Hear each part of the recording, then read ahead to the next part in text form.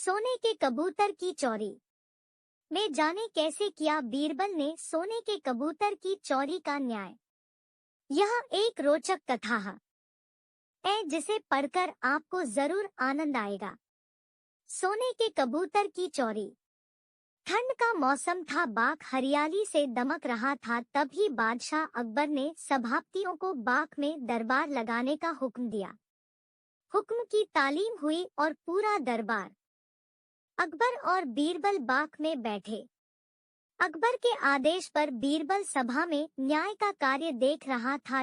कई लोगों की न्याय याचिका सभा में पढ़ी गई, जिनका बीरबल ने अपनी सूझबूझ से न्याय किया। लगभग सारी याचिकाएं पढ़ी गई। न्याय के इस कार्य में कई घंटे बीत गए। थोड़ी देर बाद दरबार में एक व्यापारी आया। उसने चोरी की जी लगाई थी। उसने कहा, एक बार वो दिल्ली गया था। वहां उसने सोने का कबूतर देखा। उसके पंख सोने के थे।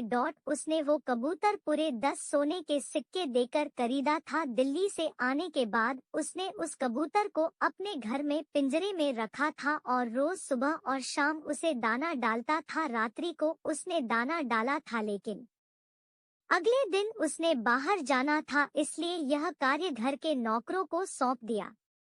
जब वह वापस आया तो कबूतर पिंजरे में नहीं था। अब उसे नौकरों पर शक है कि उन्होंने मेरे कबूतर को मार दिया, पर उसके पास कोई सबूत नहीं है। व्यापारी के शक के आधार पर घर के नौकरों को दरबार में लाया गया। उसने कई सवाल पूछे, पर किसी ने कोई उत्तर नहीं दिया। समझना मुश्किल था कि कबूतर को किसने गायब किया। वर्टिकल तभी बीरबल उठा और नौकरों के चारों तरफ चक्कर लगाते हुए उसने जोर जोर से हंसना शुरू कर दिया। अकबर ने हंसने का कारण पूछा। तब बीरबल ने हंसी रोकते हुए बोला, महाराज, चोर तो हम सबके सामने ही है। उसने जब कबूतर को पकड़ा तो कबूतर के पंख उसकी पीठ पर कमीज के ऊपर चिपक गए, जिसे वो हटाना भूल गया और दरबार में आ गया। बीरबल की बात सुनकर एक नौकर घबराया और उसने अपने हाथों को अपनी पीठ पर ठहर कर जानने का प्रयास किया कि क्या सकी कमीज पंख है। ऐसा करते उसे बीरबल ने देख लिया और झट से उसे आगे कर चोर के रूप में दरबार में पेश किया। सबने उसकी कमीज देखी, जिस पर कोई पंख नहीं था।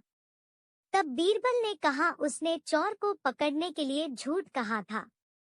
उसे पता था जिसने चोरी की है वो जरूर अपनी पीठ की तरफ अपने हाथ बढ़ाएगा और अन्य नौकर सहजता से दरबार में खड़े रहेंगे, और वही हुआ।